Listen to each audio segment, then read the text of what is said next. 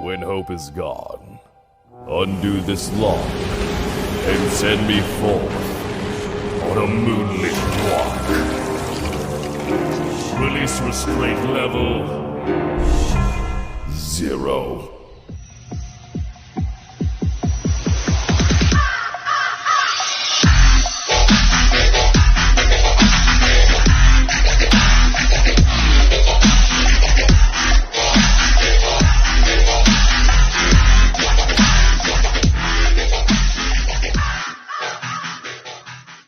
Hey kids, wanna see a dead body? Hi guys, this is the Void of the Ravenclaw. Welcome back to another fanfiction story. If you like this type of content, smash the like button and subscribe for future updates that I do post on my community tab frequently.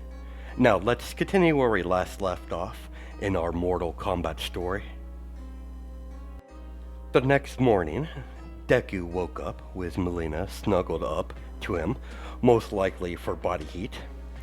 His experience in deserts at night, he knows full well how cold it gets, regardless if they're in a pocket dimension or not. Some things never change. Deku didn't move. He didn't want to wake up the princess, so he acted like he was asleep, but in truth, he was very aware of his surroundings. He stayed like that until Sleeping Beauty finally woken up. Melina finally opened her eyes and gently and quietly got up from her very comfortable position. Melina gently shook Deku's shoulder to wake him up. Deku acted the part like he just woke up. He probably could have used this to give her a hard time, but he's giving her a break.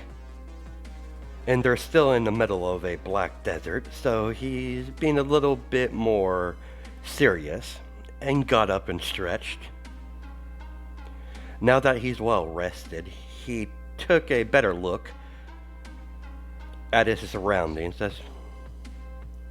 Better look at the oasis, as the water looks completely normal, but the tree around the oasis is strange. It's a black tree with black leaves, with a singular eye in the middle of the trunk. And the iris of the eye of the trees are crimson red, and with very sharp thorns scattered around all the branches of the interesting looking tree. Deku got a closer look to the tree to examine it, but not too close. He's uncertain if this tree is hostile. It does look pretty ominous and strange looking to him. He was right to do so, as a vine shoot out of the ground just mere inches away out of the tree's range, as Deku just stared blankly at the killer tree that stopped mere inches away from his face. Well, though the vine with thorns on it. I like this tree. It has spunk. Let's keep going. If you haven't already noticed, we're still in this godforsaken desert.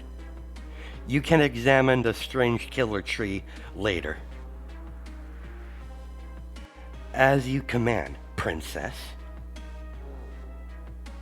Melina finished up filling water in a couple of medium-sized water containers and tossed one over to Deku. Melina is unaware that Deku doesn't really need water or food to live.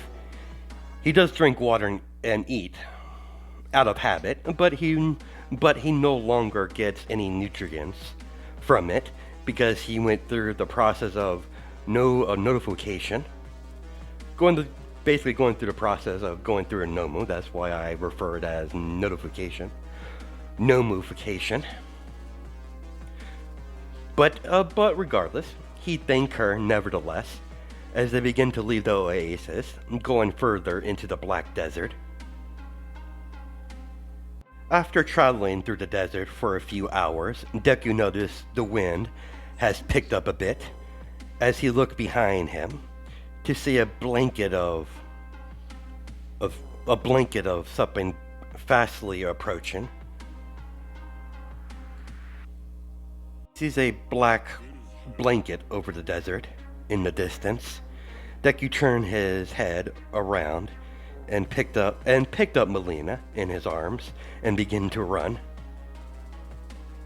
are you doing? Release me at once, this instant. I would love to do that, princess, but we're kinda in a hurry. You might want to take a gander behind us. Melina did so as her eyes narrowed as she sees a sandstorm approaching them quite quickly. I command you to move faster, as she barks out her orders at Deku. As you wish, as green electricity begins to emanate off of Deku's body as he increases his speed. While running, they unfortunately ran over one of many desert spiders. Smaller nests that scattered around the desert. As human-sized spiders burst out of the sand and begin to try to ram one of their spider legs into Deku's body. Deku jumped over the spider leg and continued to run as two humongous black spiders skid right in front of Deku and charged forward. They skid right in front of Deku, not even the slightest bothered by the incoming sandstorm. Deku jumped on top of one of the spiders and used it as the body as a springboard and kicked the secondary spider in the head as the spider went flying across the desert. Deku did not once stop his momentum once he touched the ground as he begins to run once again, while carrying the very moody princess in his arms. Several more spiders that tried to flank him, so Deku did the most logical thing he can do at this current time and began to breathe green fire out of his mouth that engulfed the spiders, vaporizing them, leaving nothing but ash as he continues to run while the sandstorm is almost approaching. As Deku foresaw that the sandstorm would catch up eventually if he gets a lot of resistance from the spiders. Deku saw briefly one of the spiders get caught in the sandstorm as the spider was burnt alive from how hot the sand is that's made of the sandstorm. So he doubled his efforts and began to run a little bit faster. Deku immediately began to judge the distance between himself and one of the closest structures. That would be one of the black pyramids in the distance, and he eventually estimated that he won't have enough time to make it. The sandstorm is clearly fast approaching, and he won't be able to outrun the sandstorm with the princess still in his arms. He's unsure if her body can handle his full speed. It's the only reason that's preventing himself to outrun the sandstorm. And he kind of likes the princess being around, so he's keeping that in mind. Her body might be able to handle it or might not. He doesn't know much about her species. considering she's a combination of two different species. He's uncertain how much her body could actually take. So he stopped running and skid to a stop as he put Melina gently on her feet. "Stay close, princess." Melina did so and watched Deku slam one of his palms onto the sand as he created a green fire dome protecting them from the black sandstorm. As the sandstorm finally caught up and engulfed the fire barrier completely, Melina looked around to see the dome of fire is holding up pretty well. Melina made sure Deku was hydrated. Producing this amount of fire must take quite a bit of effort to pull off. Keeping it up while they're currently in progress in the middle of a sandstorm must not be an easy task to perform. That's her estimate of the situation. But she's uncertain on that. She doesn't know how his powers work. While holding the fire dome over themselves, Deku ignited a little bit of electricity into like a electric sonar pulse. As the moment that went off, he immediately noticed that they're right above a cavern. Use his opposite hand and unleash a bit more fire, cutting right through the sand and making an opening to the cavern below.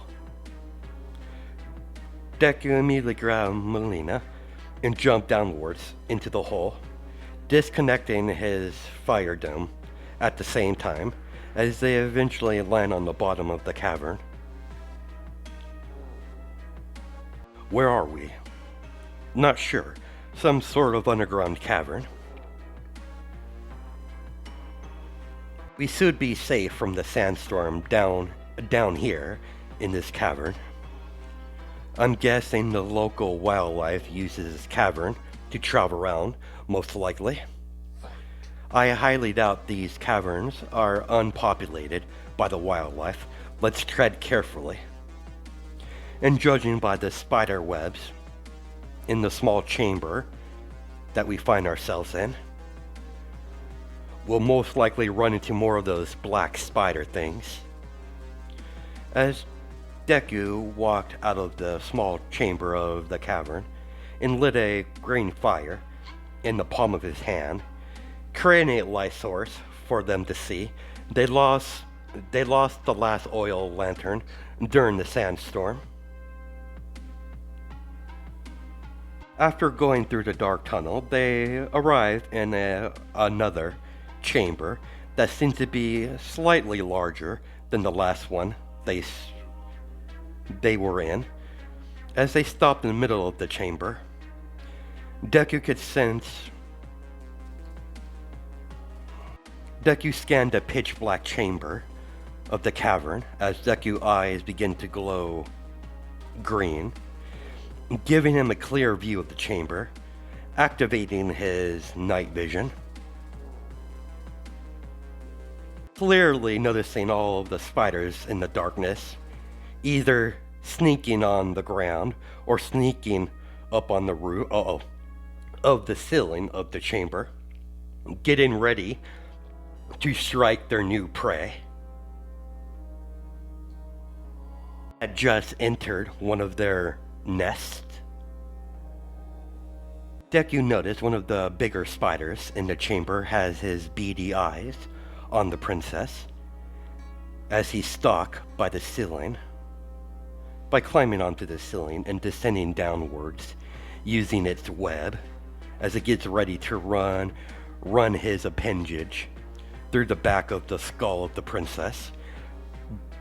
Before the spider could approach, well, before the spider's leg could make contact with his prey, Deku caught the appendage mere inches away from the back of Melina's skull and threw the spider on the floor, yanking his leg off his body, then used his opposite hand to burn the spider with green fire as the spider begins to screech in pain. As he tossed the spider appendage through a leaping spider from the ceiling, pinning it to the ceiling.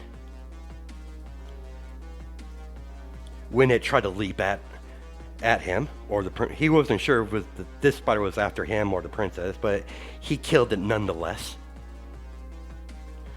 Melina gave Deku a thankful nod and threw out her weapons at a leaping spider, piercing it with her purplish energy.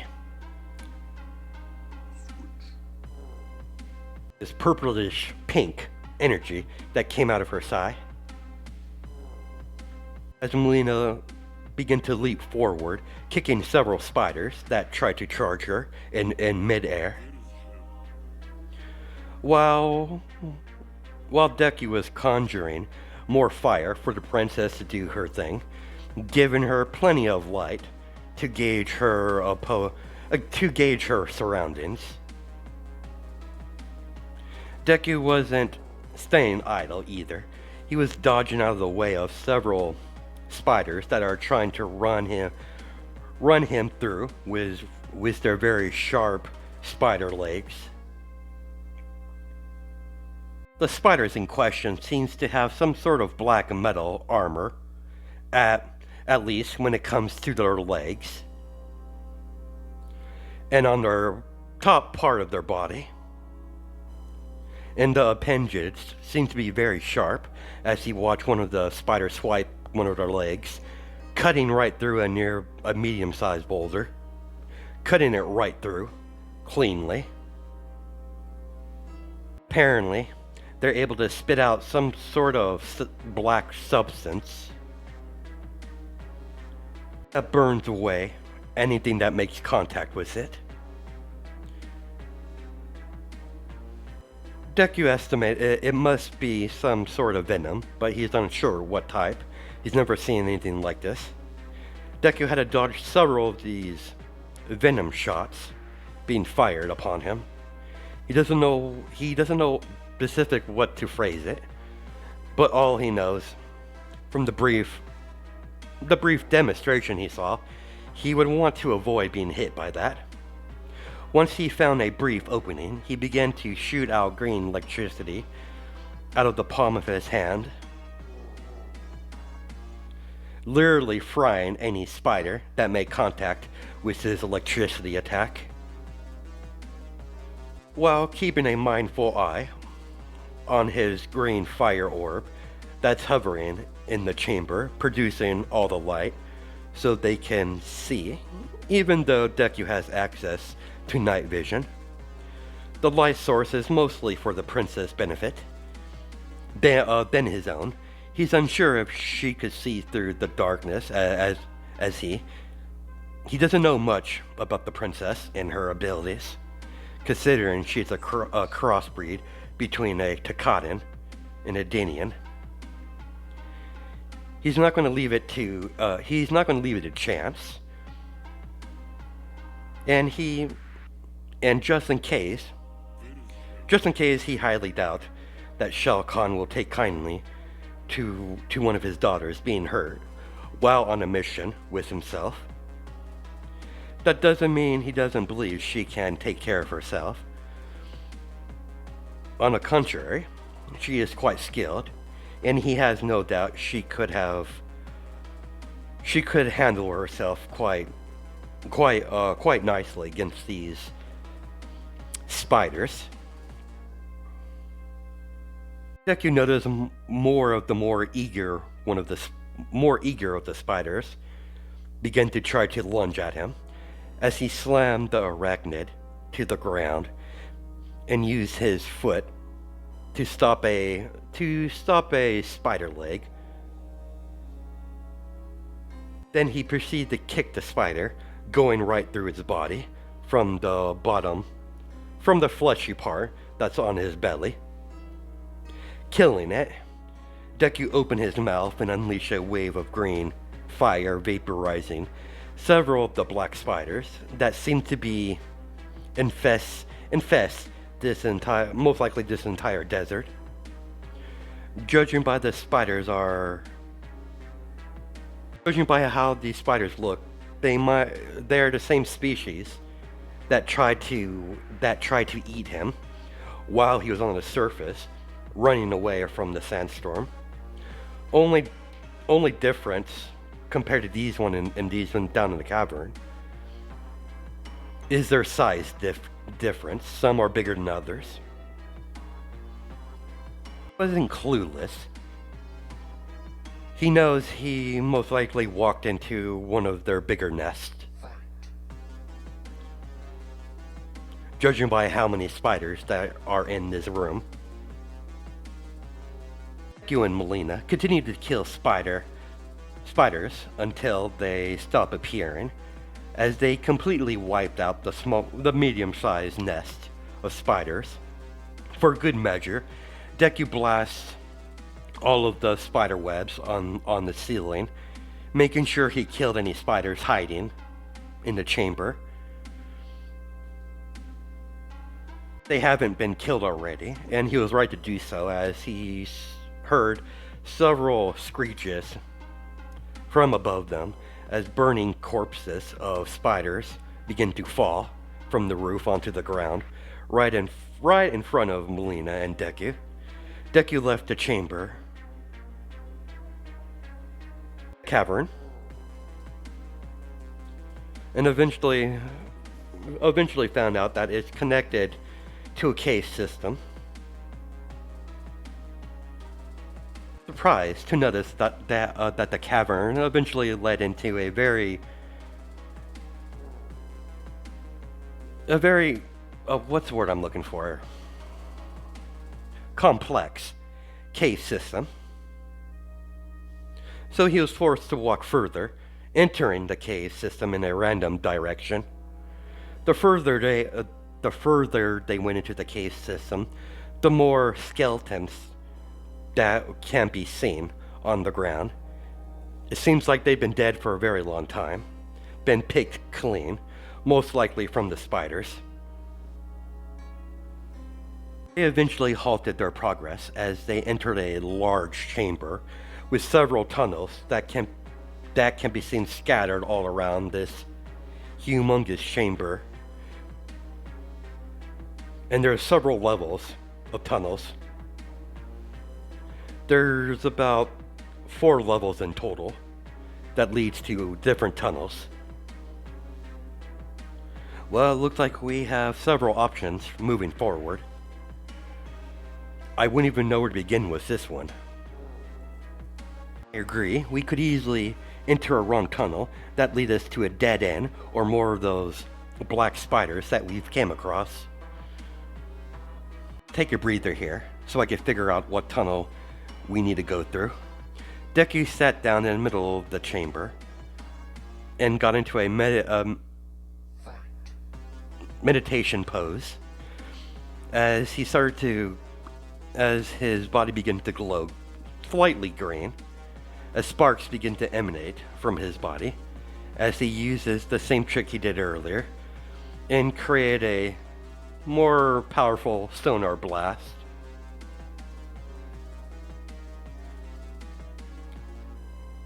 Similar to the sonar ability that bats implement to find their prey. Pulse got stronger to get a better view of the layout of the cave system. And with his photographic memory, it's going to be a difficult task to find the right tunnel to go through. His electric quirk is not just a point and shoot electric quirk. It does have unique features to it, but it's far more than just a simple attack quirk. Deku has always found new ways to use his quirks. From simple trial and error, this electric sonar ability does take a lot of focus on his part. It would never be useful in the midst of battle, but in specific situations like this is perfect. What he used earlier was a more novice ability when he got into the cavern, escaping from the sandstorm. But the more powerful version of this ability takes a lot of focus on Deku's part. Deku finally found a promising lead that leads that the specific tunnel leads to a humongous stone door. As he opened his eyes, as the glowing green eventually died out, as he got up to his feet, I believe I found something promising. I used my electric abilities to make a version of a sonar, and with my photographic memory, I believe I found a way out of this cave system, judging by the big stone door, by one of the tunnels that I believe are our best bet. You are very resourceful. You have to be in my line of work. Let's go, princess. Melina followed Deku by standing by his side as they traveled through the tunnel. She wants to know more about this ability he just did. She won't say outright that she doesn't believe him, but yet again she doesn't know what he's capable of. So she's given him the benefit of the doubt for now. After several hours of walking through random tunnels and eventually arriving in a large area with some sort of waterfall connected to an unknown water source. Waterfall is basically connected to a water ravine. It's the water source of all the oases scattered around the desert. Considering they're in a black desert, there's not going to be a whole lot of water sources besides the oasis that's scattered all around the desert, but he's guessing the cave system could have been connected to the underground water source, most likely with the several oases in the desert.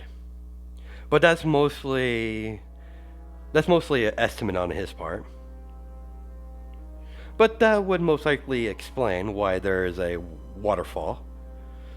As they approach the stone steps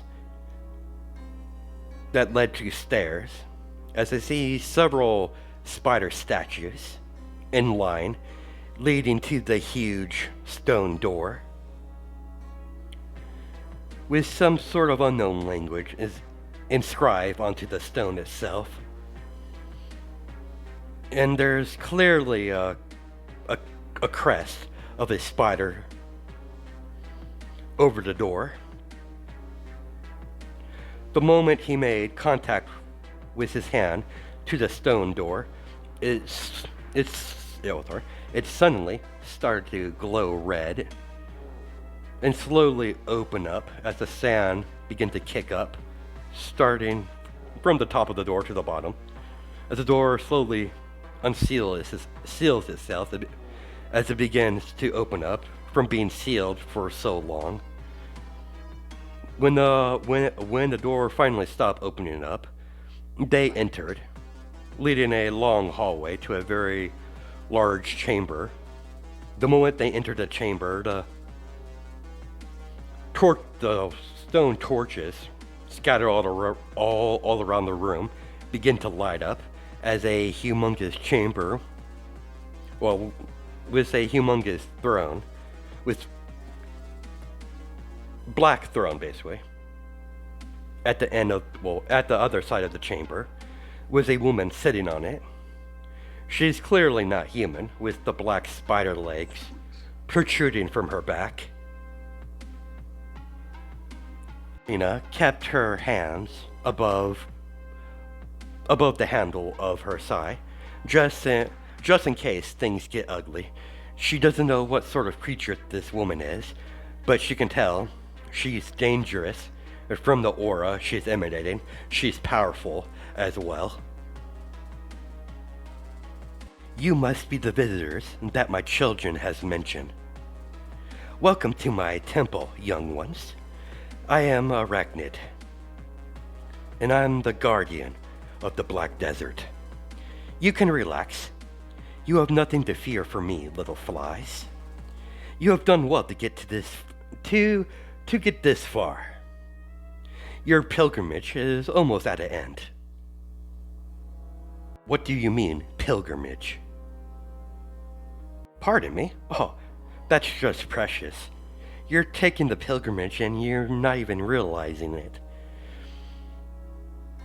You're already mostly done with your pilgrimage. That's just adorable.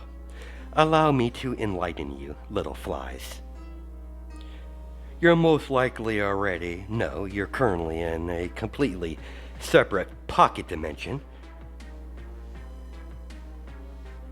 Used to be a part of a realm long since destroyed by the powers to be, the Elder Gods. Before the Elder Gods could vanquish the rest of us, I came to a core with them. So we placed several trials. Challenge any mortal that wished to take part in the pilgrimage. As you've gone through, every experience you were experienced to has leading you to this point here. Now, your main goal in this pilgrimage is to go into the Black Pyramids. Depending on what pyramid you go to, depending on what boon you will acquire. But no matter what pyramid you go to, there will be a way back to your original dimension at the end of your travels. Either way, you will be returning home to your original dimension, wherever realm you hailed from. What pyramid you go to is your choice entirely. As Arachnid got up from her throne, she began walking towards them. You could hear the sounds of her heels touching to the ground as she continued to walk towards them, towards a huge wall. Carvings of the Black Pyramids. Each has a symbol of the element. On the very top of the carving of the pyramid, fire, water, earth, lightning, and water can be seen on each of the pyramids. Each of these pyramids will grant you ability to use the elements. If you already have access to such element, it will grant you an upgrade or a better version of it. It depends, really. If you have it by magic or genetically, it depends on variations of situations. Upgrade regardless if it's a genetic trait or magic. But what I've seen of you, young fly. She looks towards Deku. She is fully aware they have been vanquishing many of her children, but it was necessary to test them. Unlike the Labyrinth Guardian, she has no intention of dirtying her hands in barbaric fights. She has her children to do that for her in her stead. But it won't be so easy just walking up to one of these pyramids. Each pyramid has its own trials you must go through, and a guardian you must defeat. Follow that pathway. As one of her spider legs pointed at the entryway that he needs to walk through, that will lead you to the surface. Good luck, little fly. Forward to witnessing your progress. You left with the princess, no longer saying another word. Once they got a faraway distance from this arachnid woman, what do you think as they continue to make their way to the surface? I don't like it, but we really don't have a choice in the matter. Let's just pick a pyramid and head back home. You handle yourself very well with that spider bitch. Deku raised his eyebrow at her comment. Don't give me that look. She was looking at you like you were a piece of meat.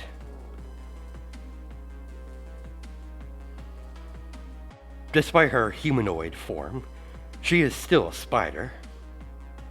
You know what I mean. I didn't take you for the jealous type. You're so frustrated and jealous, me. Not likely. As she walked off ahead of Deku. Deku couldn't help but get a enjoyment out of that. Wiling her up. He finds it extremely amusing. Deku increased his speed to keep up with the very irritated Melina. Deku and Melina managed to get to the surface, to the Black Desert. They're pretty far away from the oasis, but they're not even halfway across the desert towards any of the pyramids. They have a long way to go. Deku saw Melina waiting for him outside the exit. As Deku saw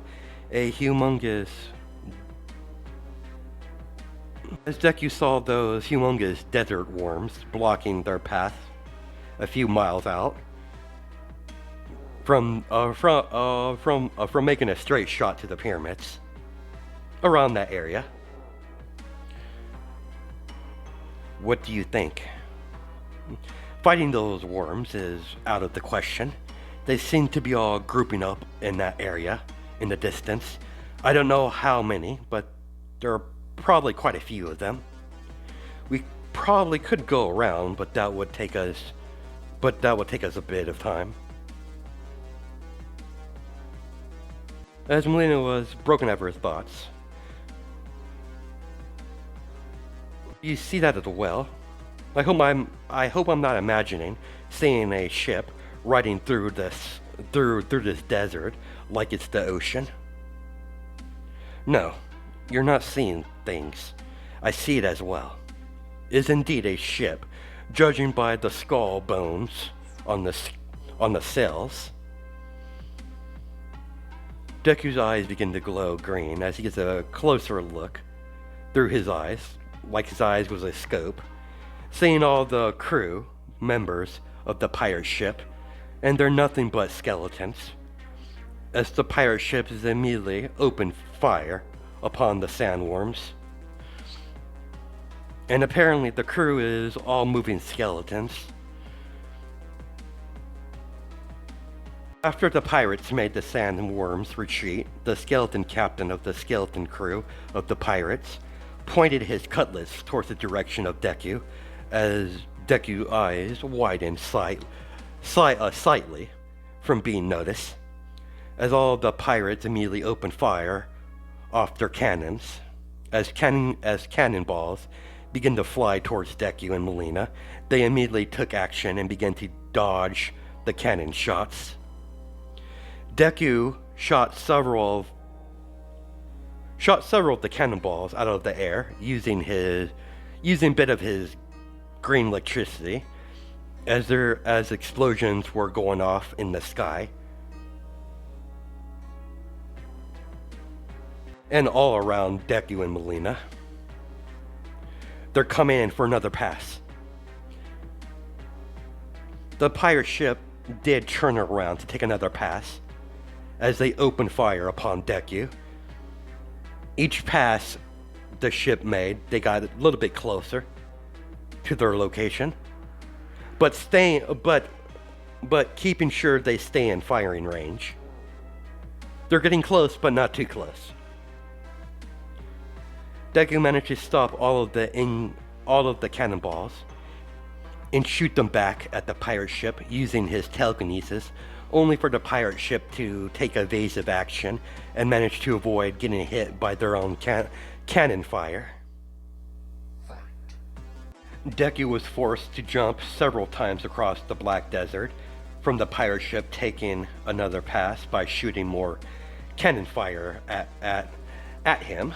Deku began to jump up and start jumping off the cannonballs, making his way closer to the pirate ship until the last cannonball was fired. He jumped off the last cannonball and land on the deck of the ship, surrounded by skeleton pirates, all pointing their cutlass at Deku. I'll be damned, you are pirates. The skeleton crew of the pirate ship did not stay idle for long. They immediately lunged with their cutlass, ready to stab or slash Deku right through. To their surprise, Deku dodged effortlessly around all of their attempts to cut him with their swords. As the skeleton pirate captain observed his crew failing on killing the long-haired, green-eyed living being that's managed to get on his ship. Enough.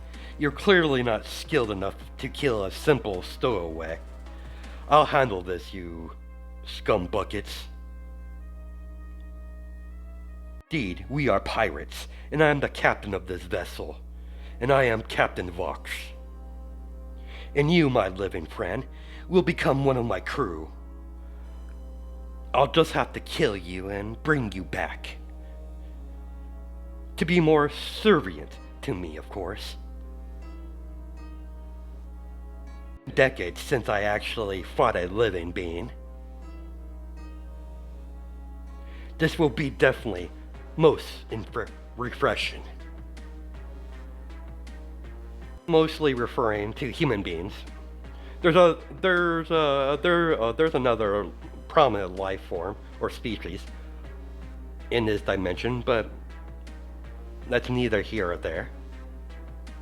You're gonna kill me and make me one of your slaves, as he takes a gander at the skeletons. Unfortunately, I don't see that happening, old Capitan. But I'm not gonna stop you. Give it your best shot. Vox did not hesitate and tried to run his cutlass through the middle of Deku's chest. The moment the sword made contact with his skin, the sword shattered, surprising the pirate captain. Vox ignited fire from his opposite hand and shot it forward, engulfing Deku. Vox was surprised that his sword was shattered, so he decided to burn him alive. But when the smoke cleared, you could see clearly a unharmed Deku, giving the pirate captain a smirk.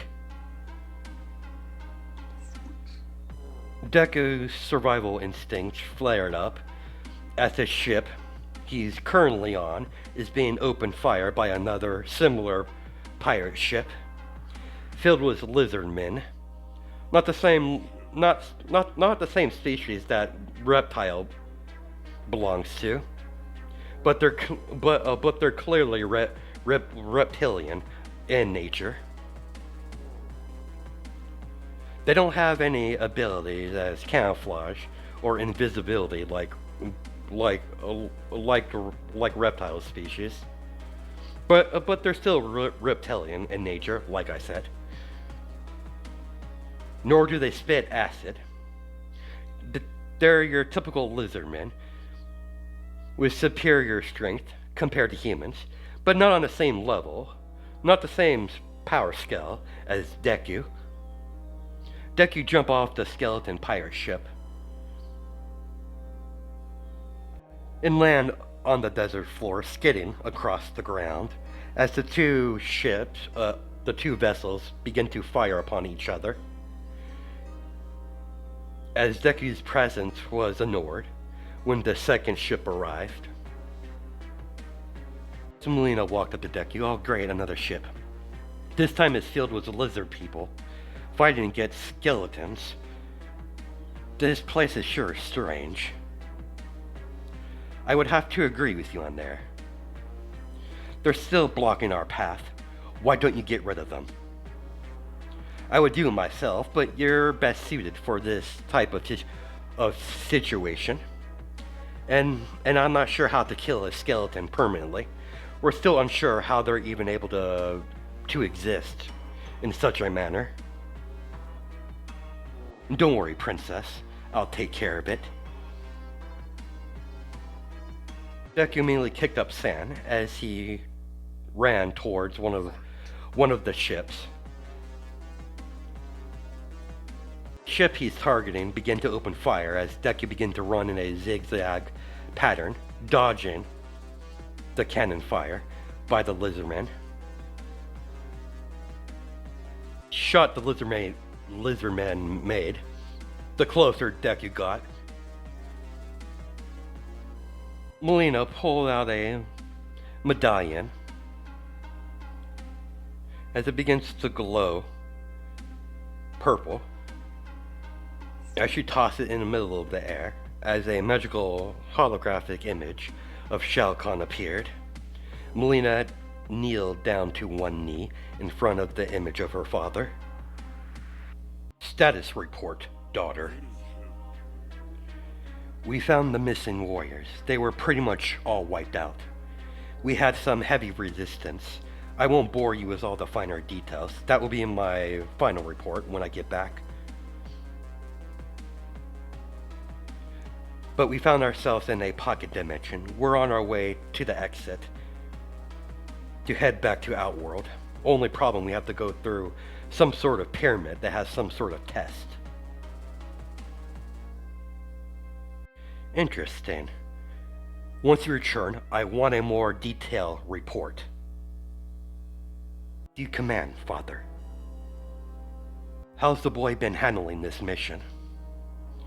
He's very useful, sir. I haven't had to do much. That's not too surprising, considering his skill set. Shao Kahn took his eyes off his daughter and looked around at his surroundings as he finds himself in a black desert with several pitch black pyramids in the distance.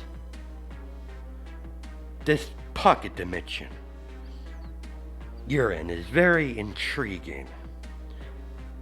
I want to know everything about this place. I also want a separate report on this dimension when you return. Leave no details out. Of course, Father, it will be done. As the image of Shao Kahn disappeared as Melina picked up the medallion off the floor of the sand of the desert and put it back in her pouch.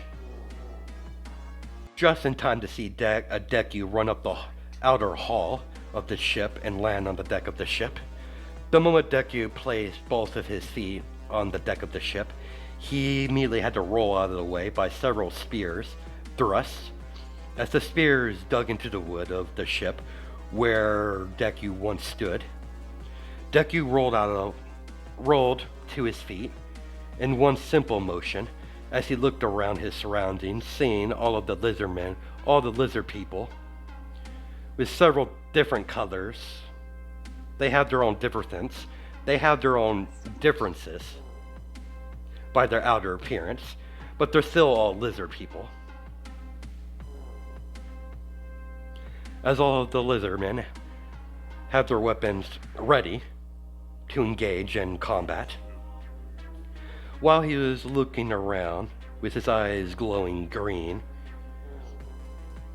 making Deku very ominous and dangerous to the lizardmen. As some of the closer lizardmen begin to back off slightly, but keeping their weapons ready regardless. Deku can sense the tension that only made him smirk. Deku bolted forward, grabbing the closest lizardman by the face and decaying him right in front of everyone. The moment all of the lizardmen saw that, the floodgates opened up, aka all hell broke loose, as they all began to thrust their spears and swords at Deku.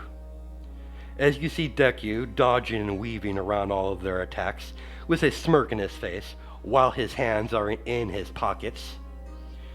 It's clearly shown by his facial expression and his movements that these creatures are not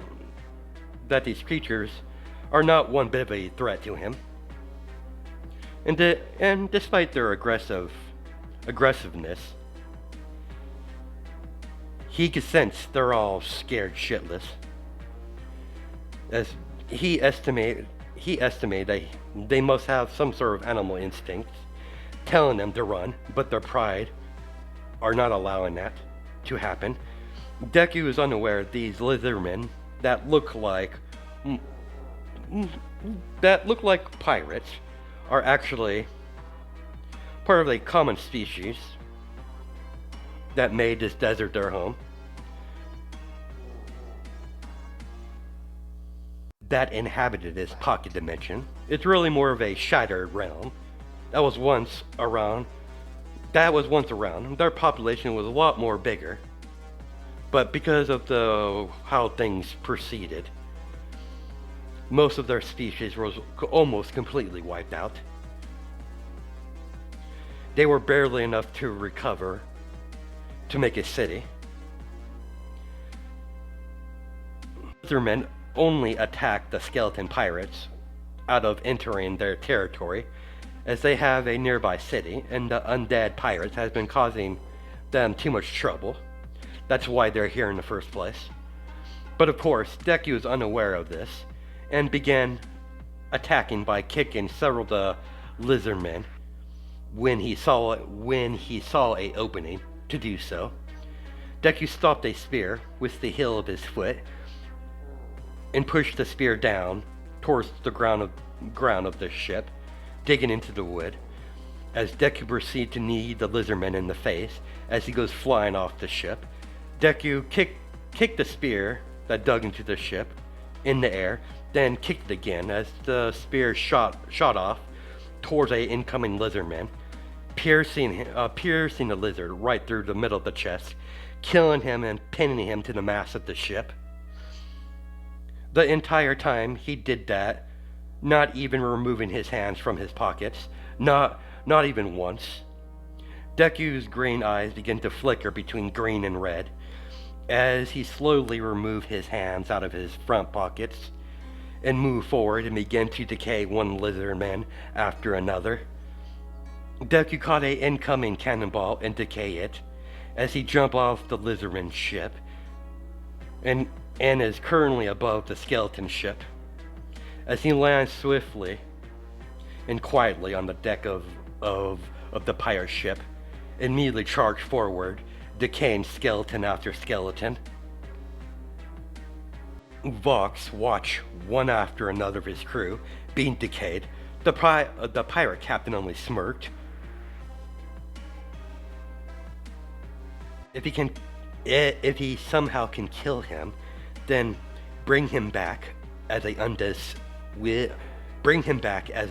skeleton with his powers intact. The sacrifice is well worth it. One of his kind is worth more than three pirate crews put together, and he could always find replacements by recruiting outside of the pocket dimension, and recruiting most likely mean killing them and bringing them back with necromancy. It's not the first time he's done so, and it probably won't be the last. And judging by the rate of his crew being decayed, one after another, he's going to have to he's going to have to find recruitments. Anyways, when the last of his crew fell to the ground as it began to decay, Vox walked forward and unsheathed his cutlass as he tossed a second cutlass in the air as it dug into the hull of the floor of the ship, right in front of Deku. Deku knew the gesture he was giving as he picked up the sword and yanked it out of the wood of the ship and did a couple practice swings. It's no Black Raven, but it'll do. He would rather not use his own sword to fight against an unworthy opponent. Unfortunately for the skeleton captain, he hasn't earned such an honor. With the cutlass in hand, he got into a sword stance. Deku has trained himself in many different types of bladed weapons and non-bladed weapons. And using a cutlass is a simple manner. He's actually trained himself in using a cutlass. He never thought he would have to use that knowledge in real life, but he's glad he trained it nonetheless. Vox coated his sword with magic as the glowing purplish magical energy focused around the blade of his cutlass as he got into his own fighting stance and stepped forward and sword thrust his weapon a few times. Deku reflect every sword stab that Fox attempted as a old-fashioned sword fight on a pirate ship progressed. As there's no one on the ship, so no one will interfere outside of the Lizardmen, but the Lizardmen was smart enough to back off as they made their retreat, leaving a very terrifying impression on the Lizardmen in general. Completely terrified of the green hair monster that began to kill their crew members one after another. They're definitely going to inform the higher ups back to the city of this person's existence. Deku performed his own sword stabs while the skeleton captain began to block each attempt, as this back and forth would go on between them for a few more minutes while they clash on the pirate ship. Deku increased his speed while swinging the cutlass around, forcing Vox to back off. Deku is clearly overtaking the skeleton captain by his fast rate swings from his weapon. He's moving his weapon so fast that his sword is starting to make after images of himself and sparks when the two weapons begin to collide with each other. Vox extended his free hand towards Deku as several small purple magical circles appeared in the air above him, as several large ice shards shoot at Deku, forcing Deku to back off his attack and begin to dodge the incoming ice assault. Deku gauged his opponent very closely. He's never dealt with a magic user before. And clearly, he's a very powerful one at that. The mere fact that he could kill people and bring them back as skeletons, add to his crew, is a bit undisturbing to him. And he figured he must know a form of necromancy to do such a feat. But that's only speculation on his part. In his realm, magic doesn't exist, out of fairy tales. He's never actually fought someone with magic before, so this will be a new experience for him. While dodging the ice attacks, more purple magic circles appeared above him as bone shards begin to shoot out. Deku dodged the incoming attacks and tried to reflect any of the attacks that he could by using his cutlass. With all the magic attacks coming all at once on all sides, it seems like the magic circle seems to be moving, keeping a lock on him, so Deku was forced to stop every single one of the ice shards and bone shards in midair.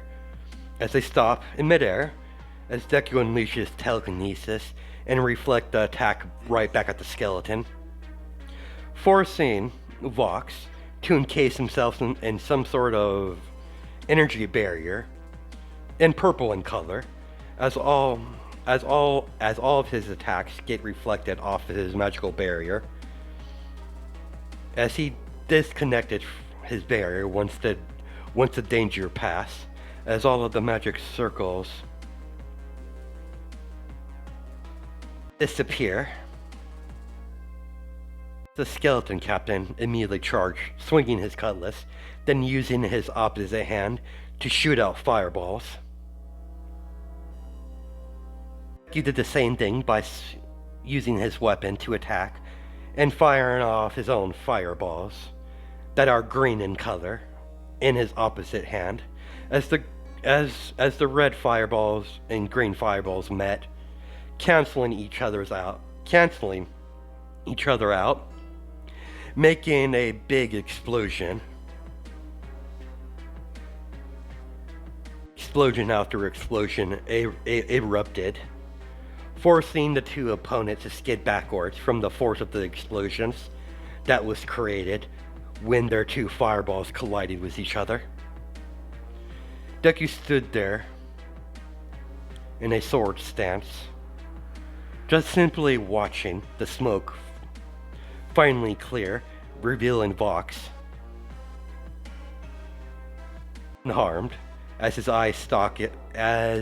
eye sockets are glowing purple, like purple fire in his eyes. As they both rush at each other, as they begin to clash once again with their swords in a very fast-paced sword battle. That's where we're going to stop it. Hope you guys have a good night and day, judging by time zones. And I'll catch you guys in the next video.